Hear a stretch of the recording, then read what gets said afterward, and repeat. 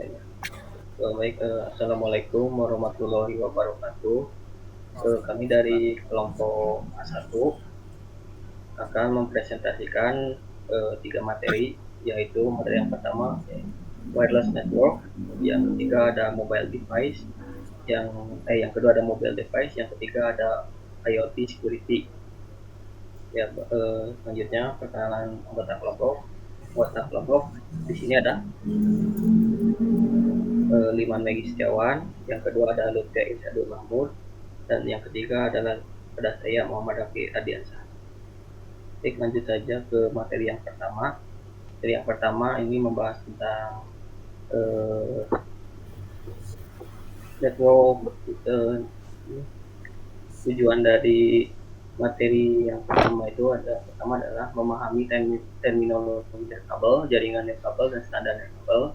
Yang kedua ada pengertian dan topologi jaringan wireless dan klasifikasi jaringan wireless. Yang ketiga memahami komponen-komponen jaringan nirkabel. Yang keempat ikhtisar mekanisme enkripsi jaringan nirkabel. Yang kelima memahami berbagai jenis metode autentikasi jaringan nirkabel. Yang keenam memahami langkah-langkah keamanan jaringan nirkabel dan alat keamanan nirkabel. Jadi lanjut, sebelum ke materi ada beberapa komponen wireless terminologi. Yang pertama itu ada GSM, yang mana GSM ini adalah sistem universal yang digunakan untuk transportasi seluler untuk jaringan nirkabel di seluruh dunia. Yang kedua ada bandwidth. Bandwidth yaitu menggambarkan jumlah informasi yang dapat disiarkan melalui sambungan. Yang ketiga ada access point. Access point yaitu digunakan untuk menghubungkan perangkat nirkabel ke jaringan nirkabel atau berkabel. Selanjutnya ada juga beberapa contoh lainnya dari wireless terminologi, yaitu yang pertama ada association, yang kedua ada SSID, yang ketiga ada OSDM, yang keempat ada MIMO OSDM, yang kelima ada DSSS, yang keenam ada VHSSS. Nah, setelah membahas pengenalan awal, lalu lanjutlah ke materi pokok, yaitu wireless network.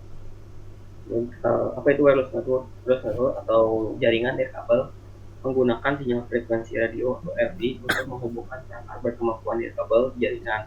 Teknologi wireless atau yang biasa kita sebut dengan Wi-Fi menggunakan standar Institute of Electrical and Electronic Engineer atau IEEE 802.11. Nah, ini ada wireless teknologi. Wireless teknologi ini ada yang pertama ada Wi-Fi, Wi-Fi fidelity. Ini menggunakan gelombang radio atau gelombang mikro untuk memungkinkan perangkat elektronik bertukar data atau menghubungkan internet. Lalu berikutnya ada Bluetooth, menggunakan teknologi Bluetooth data ditransmisikan antara ponsel, komputer, dan perangkat jaringan lainnya. Tiga ada RFID, ini menggunakan gelombang elektromagnetik frekuensi radio atau RF untuk mentransfer data untuk identifikasi otomatis. Lanjut, di sini ada perbedaan dari wired network dan wireless network. Yang pertama ada wired, bandwidth tinggi, variasi bandwidth rendah, tingkat kesalahan rendah, lebih aman dibanding wireless, kurang bergantung pada peralatan, penundaan rendah, mesin berdaya tinggi, konektivitas simetris. Sedangkan dari wireless, bandwidthnya rendah, variasi bandwidth tinggi, tingkat kesalahan tinggi, kurang aman, lebih tergantung pada peralatan, penundaan tinggi, mesin berdaya rendah, kemungkinan konektivitas asimetris. Berikutnya ada wireless network topology. Wireless network topology yaitu perangkat bertukar informasi satu sama lain serupa dengan yang ada dalam mode komunikasi peer-to-peer tanpa memerlukan akses point untuk komunikasi. Untuk mengatur mode ini dengan benar, pertama-tama konfigurasikan adaptor dan kabel untuk semua perangkat. Semuanya harus memiliki nama saluran SSD yang sama untuk mengaktifkan koneksi. Berikut ini adalah contoh dari gambar penerapannya. Selanjutnya ada classification of wireless, ini yang berdasarkan geografis atau jangkauan area.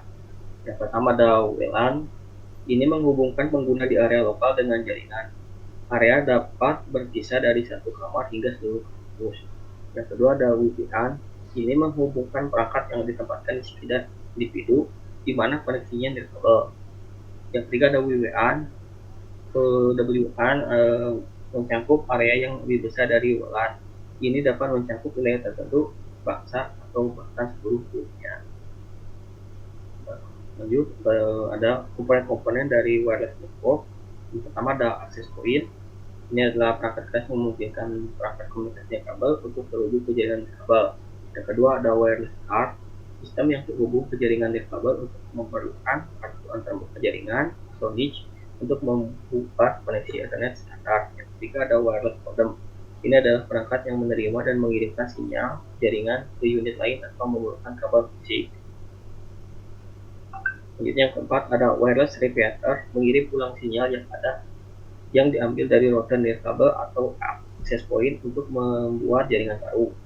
Kelima ada wireless router, melakukan fungsi router serta access point nirkabel dan menyediakan akses internet ke berbagai perangkat. Yang keenam ada wireless gateway, merutekan paket data dan berfungsi sebagai akses point nirkabel. Koneksi internet dapat dibagi antara beberapa stasiun. Selanjutnya ada beberapa tipe dari wireless enkripsi. Yang pertama 802.11i amandemen IEEE yang menentukan mekanisme pengatur jaringan kabel 802.11. Yang kedua ada WIA, algoritma enkripsi untuk jaringan nirkabel IEEE 802.11. Yang ketiga ada WPA, protokol enkripsi nirkabel canggih menggunakan TCP dan MIC untuk memberikan enkripsi dan autentikasi yang lebih kuat. Yang keempat ada WPA 2, upgrade dari WPA menggunakan ACE dan TCMP untuk enkripsi data nirkabel. Yang kelima ada ACE, enkripsi kunci simetris, digunakan dalam WPA 2 sebagai pengganti TCP. Yang keenam ada WPA 3, protokol keamanan Wi-Fi generasi ketiga yang menggunakan GMP 256 untuk enkripsi dan HMAC 384 untuk autentikasi.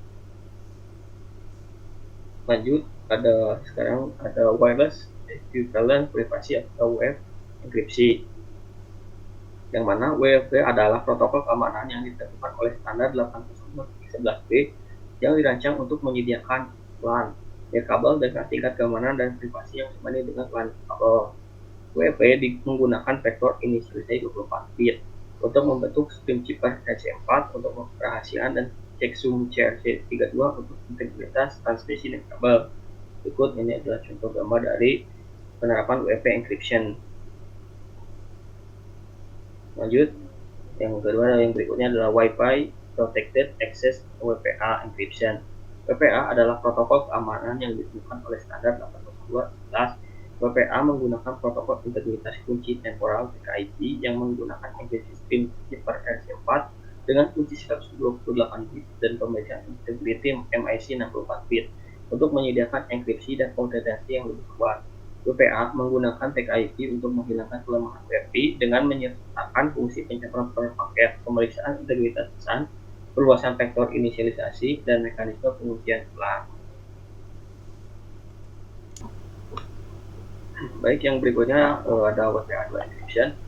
WPA 2 encryption adalah pemutahiran dari WPA dan mencakup dukungan wajib untuk metode penghitung dengan cipher block sending message authentication kode protokol atau CCMP. Kode enkripsi berbasis AES dengan keamanan yang kuat. Mode operasi dari WPA 2 encryption juga ada dua. Pertama ada WPA 2 personal. Ini menggunakan kata sandi pengaturan kunci yang dibagikan seluruhnya atau private secret key. Kedua ada WPA 2 enterprise. Ini termasuk EAP atau radio untuk autentikasi klien pusat menggunakan beberapa metode autentikasi. Lanjut, ada WPA 3 encryption. WPA 3 encryption adalah implementasi lanjutan dari WPA 2 yang menyediakan protokol perintis dan menggunakan algoritma enkripsi AES GCMP 256. Mode operasi dari WPA 3 encryption ada dua, yaitu WPA 3 personal. Ini terutama digunakan untuk mengirimkan autentikasi berbasis kata sandi menggunakan protokol SAE.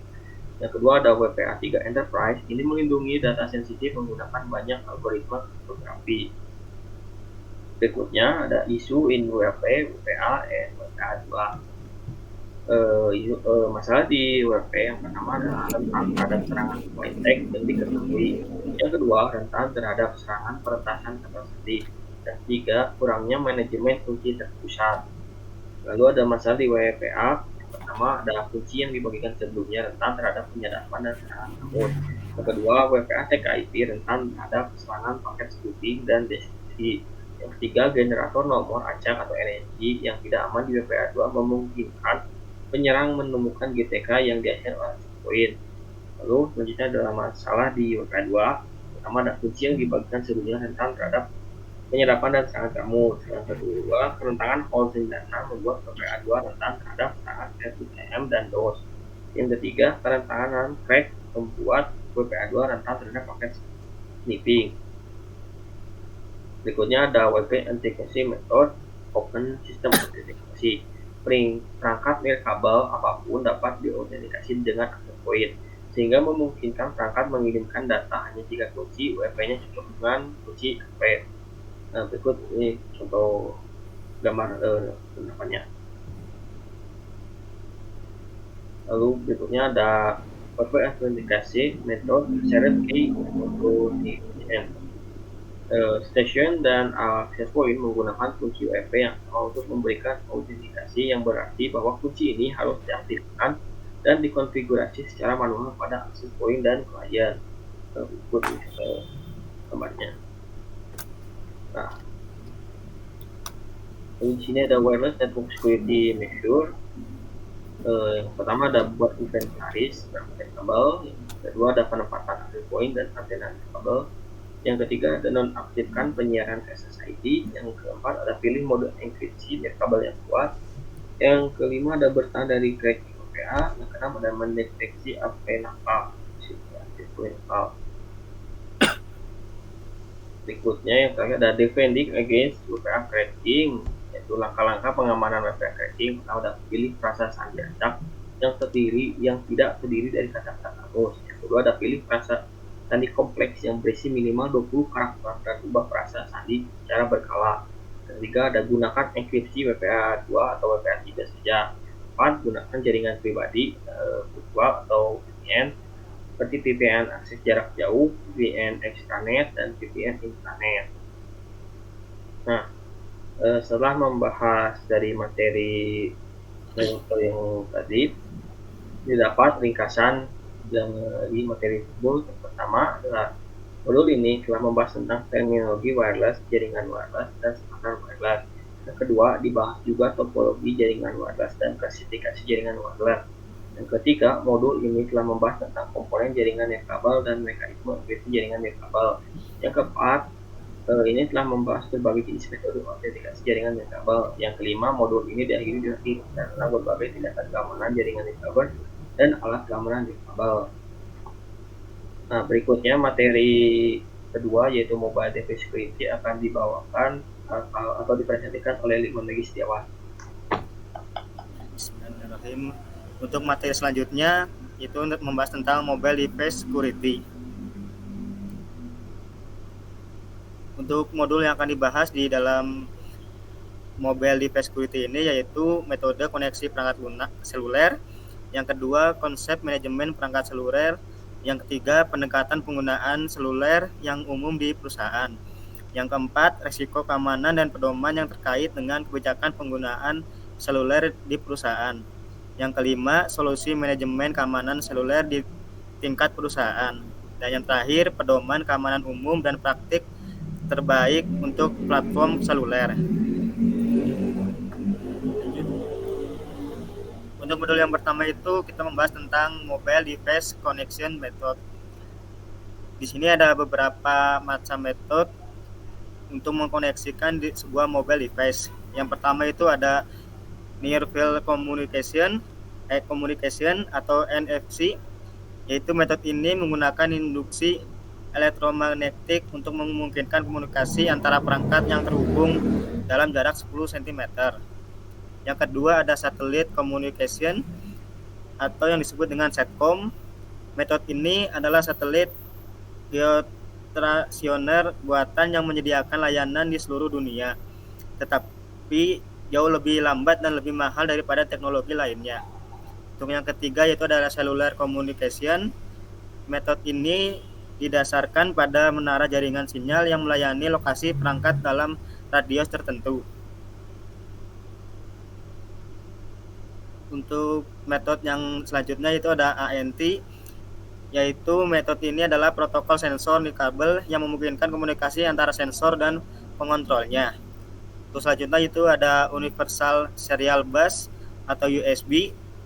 Metode ini memungkinkan komunikasi kabel untuk perangkat itu dapat digunakan untuk satu daya dan transmisi data serial antar perangkat. Untuk selanjutnya itu ada Global Positioning System atau GPS. Di metode ini adalah navigasi radio dan sistem penentuan posisi berdasarkan komunikasi satelit. Itu memberikan informasi yang berkait dengan geolokasi dan waktu terlepas dari kondisi cuaca di bumi. Untuk selanjutnya itu ada infrared atau IR. Metode ini adalah teknologi nirkabel untuk mentransfer data antara dua perangkat dalam bentuk digital dalam jarak pendek hingga 5 meter. Untuk metode device yang selanjutnya itu ada Wi-Fi. Di metode ini adalah teknologi nirkabel umum yang digunakan di rumah dan gedung perkantoran untuk menghubungkan perangkat lokal. Dan ada juga Bluetooth. Di metode ini teknologi nirkabel jarak pendek berkecepatan tinggi dan berdaya rendah yang memungkinkan komunikasi antar perangkat yang terhubung dalam jangkauan Bluetooth. Dan selanjutnya itu ada 5G seluler atau mobile communication, yaitu metode ini adalah jaringan seluler broadband yang beroperasi pada bandwidth tinggi dengan latensi rendah dan menyediakan pengunduhan data berkecepatan tinggi. Untuk device connection yang terakhir itu ada point connection atau P2P. Metode ini memungkinkan komunikasi yang aman antara dua perangkat seluler tanpa enkripsi data, karena terhubung melalui jalur tetap tanpa gangguan perangkat lainnya. Selanjutnya ada point multipoint. Metode ini memungkinkan koneksi satu ke banyak dengan menyediakan banyak jalur dari satu lokasi ke beberapa lokasi lain. Dan untuk yang metode terakhir itu ada point multipoint connection. Metode ini bekerja pada teknologi frekuensi radio dengan mengidentifikasi seseorang atau objek menggunakan tag mereka. Untuk materi yang selanjutnya yaitu kita membahas tentang mobile device management. Mobile device management ini menyediakan platform untuk distribusi aplikasi, data, dan pengaturan konfigurasi melalui udara atau kabel untuk semua jenis perangkat seluler, termasuk ponsel cerdas, komputer, tablet, dan lain-lain. Untuk ini ada beberapa contoh mobile device management. Yang pertama itu ada mobile application management. Yang kedua ada mobile content management. Yang ketiga ada mobile email management. Dan ada enterprise mobility management. Dan selanjutnya ada mobile security management, ada remote web, ada password and PIN, ada biometric, dan geolocation, dan terakhir full device encryption.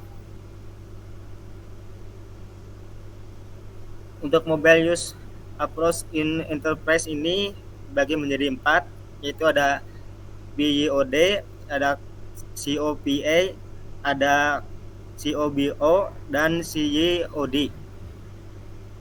Di BYOD ini ada bring your own device, yaitu mengacu pada kebijakan yang memungkinkan karyawan untuk membawa perangkat pribadi mereka seperti laptop, smartphone, dan tablet ke tempat kerja. Dan untuk COPA ini mengacu pada kebijakan yang memungkinkan karyawan untuk menggunakan dan mengelola perangkat yang dibeli oleh organisasi KOBO. Dan untuk selanjutnya ada KOBO, yaitu mengacu pada kebijakan yang mengizinkan karyawan untuk menggunakan dan mengelola perangkat yang dibeli oleh organisasi, tetapi membatasi penggunaannya hanya untuk tujuan bisnis. Dan yang terakhir itu ada CYOD, yaitu mengacu pada kebijakan yang mengizinkan karyawan untuk memilih perangkat seperti laptop, smartphone, dan tablet dari daftar perangkat yang disetujui oleh perusahaan. Dan selanjutnya itu ada enterprise mobile device security risk and challenge. Untuk yang pertama itu ada resiko keamanan. Resiko keamanan ini adalah penggunaan seluler di perusahaan yang telah menciptakan serangkaian risiko dan tantangan keamanan baru. Karenanya, keamanan perangkat seluler perusahaan menghadapi tantangan keamanan tambahan selain risiko keamanan tingkat perangkat seluler yang mencakup sistem keamanan yang lemah dan konfigurasi perangkat dan platform seluler yang tidak memadai. Untuk tantangan keamanan di mobile device ini yaitu perangkat seluler lebih sulit dilacak dan diamankan. Yang kedua, ada perangkat seluler cukup portable sehingga dapat dengan mudah hilang atau dicuri. Dan yang terakhir, ada kesulitan untuk memastikan bahwa perangkat lunak seluler dan pengaturan keamanan diperbaharui. Ini adalah resiko yang terkait dengan BYOD, CYOD, COPA, dan COBO.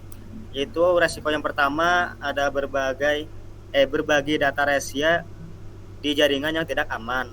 Untuk yang kedua ada kebocoran data dan masalah keamanan di titik akhir. Dan yang ketiga itu membuang perangkat secara tidak benar. Dan yang keempat mendukung berbagai perangkat. Dan yang kelima mencampur data pribadi dengan data yang tidak pribadi. Dan yang keenam ada perangkat yang hilang atau dicuri. Yang ketujuh kurangnya kesadaran. Dan kedelapan kemampuan untuk melewati aturan kebijakan jaringan organisasi. Dan yang kesembilan itu ada infrastruktur hilang. Dan yang terakhir karyawan yang tidak puas. Untuk selanjutnya itu ada pedoman keamanan dari 4 metode tadi, yaitu untuk yang pertama ada untuk profesional keamanan, dan yang kedua ada untuk karyawan. Untuk profesional keamanan, yang pertama itu mengamankan pusat data organisasi dengan sistem perlindungan berlapis. Yang kedua, mengedukasi karyawan tentang kebijakan COPA.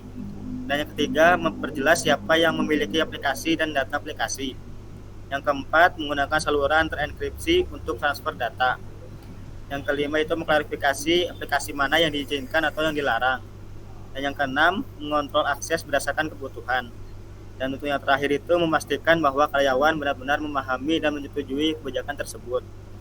Dan pedoman keamanan untuk karyawan itu yang pertama ada menggunakan mekanisme enkripsi untuk menyimpan data. Yang kedua ada menjaga pemisahan yang jelas antara bisnis dan data pribadi. Yang ketiga ada daftarkan perangkat dengan fasilitas pencarian dan penghapusan jarak jauh.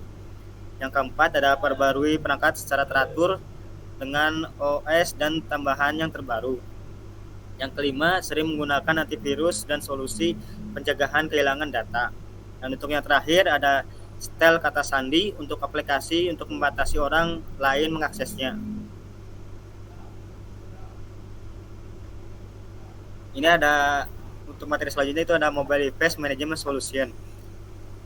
Di manajemen device solution ini digunakan untuk menerapkan, mengamankan, memantau, dan mengelola perangkat milik perusahaan dan karyawan. Profesional keamanan menggunakan konsol manajemen service mobile device management untuk mengkonfigurasi agen MDM yang terinstall di perangkat dari jarak jauh. Ini ada 4 mobile device management solution. Yang pertama itu ada Mirador, yang kedua ada Mobile Application Management, yang ketiga ada Mobile Content Management Solution, dan yang keempat ada Microsoft Intune. Untuk Mirador ini itu membantu memastikan keamanan perangkat dan data serta kepatuhan data di seluruh organisasi. Untuk yang kedua itu ada Mobile Application Management adalah perangkat lunak atau layanan yang memungkinkan pembela jaringan mengamankan, mengelola, dan mendistribusikan aplikasi perusahaan pada perangkat seluler. Untuk selanjutnya ada solusi MCM atau Mobile MIM menyediakan akses yang aman ke data perusahaan di ponsel cerdas, tablet, dan perangkat seluler lainnya. Untuk yang keempat yaitu Intune MIM adalah rangkaian fitur manajemen Intune yang memungkinkan pengguna mempublikasikan atau mendorong mengkonfigurasi, mengamankan, memantau, dan memperbarui aplikasi seluler. Ini ada Mobile Threat Defense Solution. Yaitu yang pertama ada MTD, bertujuan untuk mengamankan perangkat seluler dari ancaman berbahaya tingkat lanjut, serangan jaringan, dan kerentanan perangkat. Yang kedua ada agen yang diinstal pada perangkat memindai mereka untuk berbagai serangan seluler menggunakan intelijen ancaman tingkat lanjut. Terus selanjutnya menggunakan pembelaan mesin dan analisa waktu nyata untuk melindungi titik akhir seluler. Dan untuk yang terakhir yaitu mobile security phase-nya adalah menghasilkan peringatan untuk solusi manajemen mobile perusahaan atau AMM untuk melakukan tindakan yang sesuai atau mengalihkan ponsel ke status karantina. Untuk selanjutnya itu ada mobile email management solution. Di sini ada beberapa fitur solusi di dalam mobile email management, yaitu yang pertama ada prakonfigurasi email pada perangkat dari jarak jauh. Yang kedua, memastikan bahwa hanya aplikasi dan perangkat yang disetujui yang dapat mengakses email. Untuk yang ketiga, mencegah akses tanpa izin ke lampiran email. Dan yang terakhir, pra-install klien email yang akan digunakan untuk akses email. Untuk selanjutnya itu ada Enterprise Mobility Management. Di Enterprise Mobility Management ini adalah solusi komprehensif untuk MDM, MIM, MTM, MCM, dan MIM. Jadi di Enterprise Mobility Management ini adalah mencakup dari semua solusi komprehensif untuk semua MDM, MIM, MTM, MCM, dan MAM.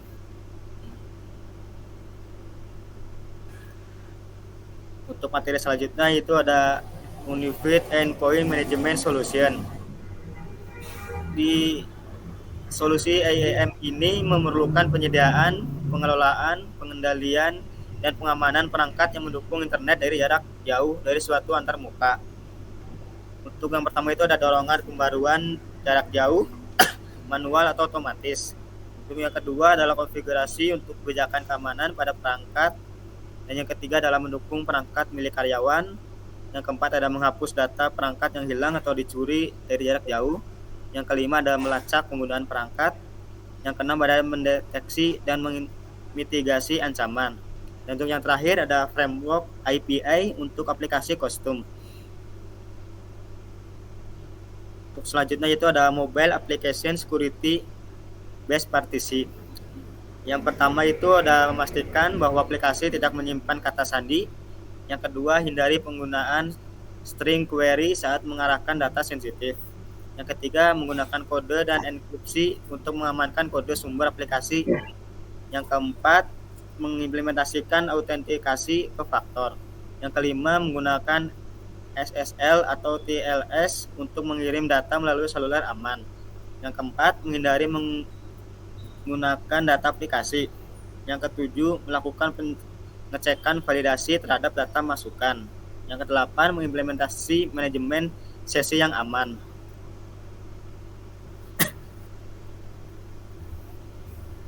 Ini ada 3 mobile data security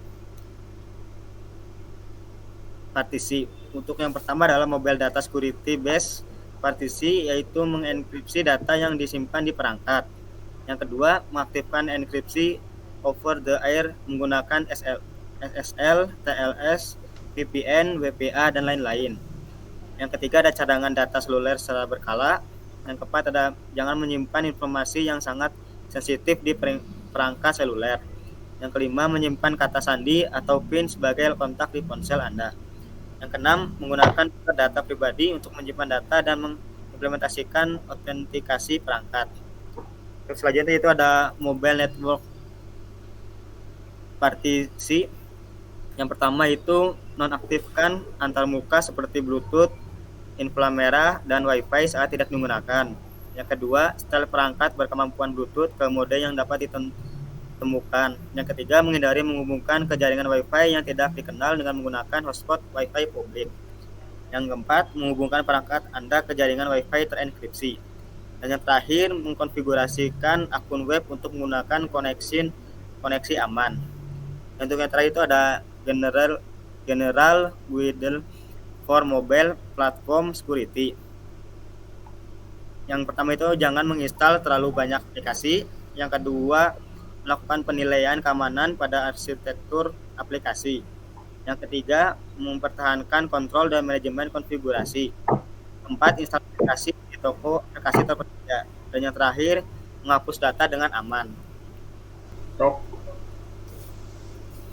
Untuk selanjutnya itu ada keamanan internet Kaspersky untuk Android. Yang pertama ada keamanan internet Kaspersky untuk Android, memblokir aplikasi, situs web, dan file yang mencurigakan. Untuk yang kedua itu memungkinkan untuk mengontrol akses ke aplikasi tertentu dan menghentikan panggilan pemantauan spyware, teks, dan lokasi. Untuk yang terakhir itu ada termasuk alat anti pencurian untuk melindungi ponsel data. Yang terakhir itu ada iOS Device Security Tools, di mana di sini ada keamanan seluler Avira, itu adalah tools untuk security device-nya.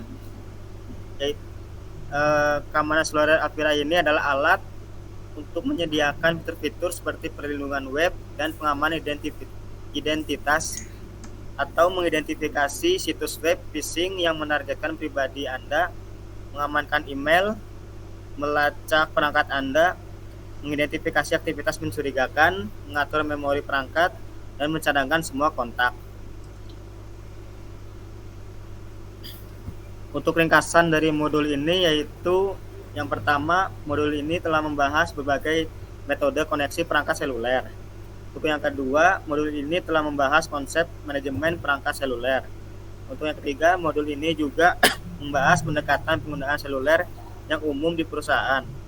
Yang keempat, modul telah membahas risiko keamanan dan pedoman terkait dengan kebijakan penggunaan seluler perusahaan.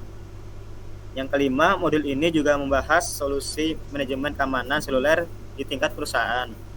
Dan yang terakhir, modul ini diakhiri dengan ikhtisar panduan keamanan untuk praktik terbaik untuk platform seluler.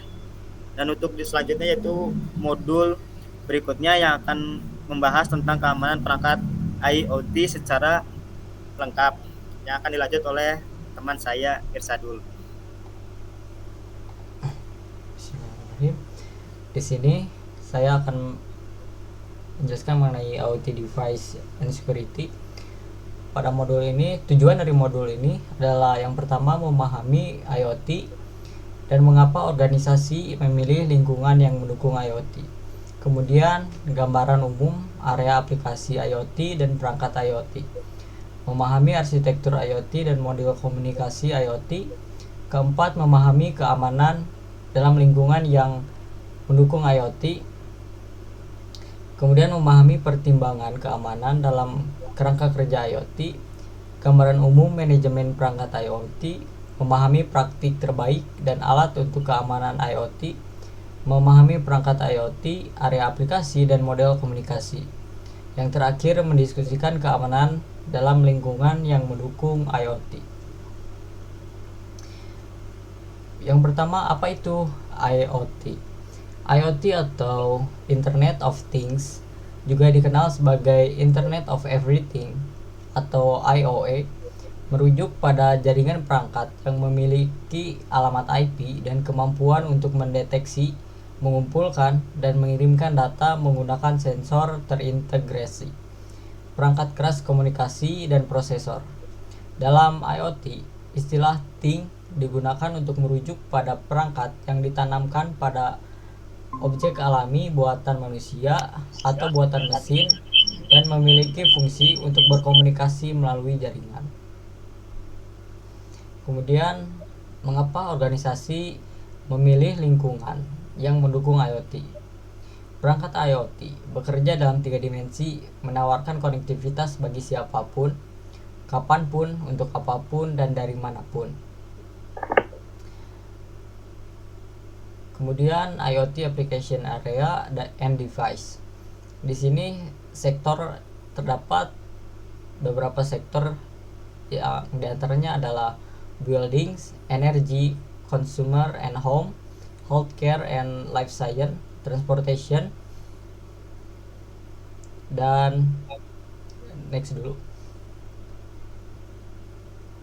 bisa ke slide selanjutnya dulu. Industrial, retail, security or public safety, kemudian IT and network. Kemudian untuk IoT arsitektur, di sini terdapat IoT device yang mengirimkan dan mengirimkan data serta menerima perintah kepada IoT gateway, di mana gateway responsibility untuk mengumpulkan data dari IoT device dan kemudian dikirimkan ke internet, di mana di internet ini si data yang dikirimkan melalui IoT gateway disimpan pada cloud server yang dapat diakses oleh user melalui remote control menggunakan mobile app. Kemudian di sini terdapat layer of the IoT architecture. Layer pertama merupakan device layer, di mana user menggunakan device. Kemudian communication layer terdapat dua, yaitu gateway dan connection. Kemudian pada cloud platform layer, di sini terdapat cloud serta aplikasi. Kemudian untuk proses layer merupakan tempat di mana proses, praktis, and policy, di mana logik yang bekerja berada. Kemudian IoT communication model, di sini terdapat 4 model, yaitu yang pertama device to device model, device to cloud model, device to gateway model, serta cloud to cloud atau backend data sharing model. Untuk device to device di sini seperti namanya, dua device yang terhubung melalui jaringan tanpa harus terhubung ke internet, bisa Bluetooth atau jaringan lainnya. Kemudian device to cloud, di sini si perangkat terhubung ke cloud, bisa melalui HTTP dan lainnya, protokol lainnya. Kemudian device to gateway, di mana di sini akan terhubung ke cloud melalui gateway yang ada. Kemudian cloud to cloud, di sini device akan terhubung melalui cloud dan dari cloud tersebut terhubung dengan cloud lainnya. Kemudian IoT enable IT environment.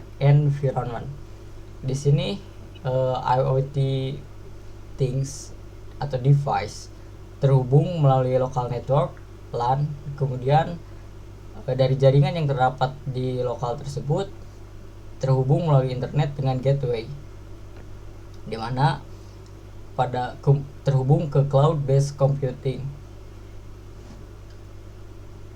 Next. Kemudian untuk IoT environment di sini memiliki beberapa fitur. Yang pertama adalah monitoring waktu nyata yang melibatkan pemantauan aset IoT, pemrosesan produk, menjaga aliran, kemudian membantu mendeteksi masalah dan mengambil tindakan secara langsung. Analisis waktu nyata melibatkan menganalisis hal-hal IoT dan mengambil langkah-langkah sesuai dengan hasil analisis tersebut. Kemudian keamanan berlapis melibatkan pencegahan akses tidak sah ke hal-hal IoT dengan menggunakan autentikasi multifaktor atau multifaktor authentication, transport layer security, manajemen identitas perangkat, dan lainnya. Kemudian pengumpulan data melibatkan pertukaran data antara organisasi yang mendukung IoT menggunakan protokol komunikasi yang berbeda. Kemudian yang terakhir adalah komunikasi antara beberapa perangkat melibatkan konfigurasi beberapa perangkat untuk mengakses hal IoT, bahkan secara remote, kapan saja dan dari mana saja. Kemudian security dalam IoT enable environment, dengan fokus yang kurang atau tidak memadai pada keamanan perangkat IoT oleh produsen, langkah-langkah keamanan yang digunakan untuk mengamankan perangkat IoT seringkali tidak memadai. Oleh karena itu, organisasi harus berfokus pada menanggapi skenario serangan dalam lingkungan yang mendukung IoT.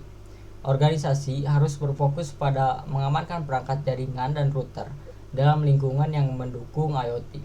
Ini membantu membatasi akses penyerangan ke bagian lain jaringan dan melakukan serangan yang ditargetkan.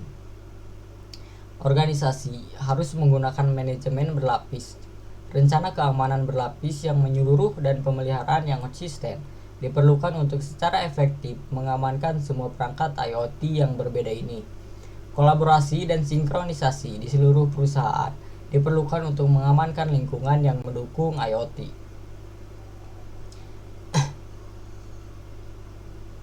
Selanjutnya adalah IoT Framework Security Consideration.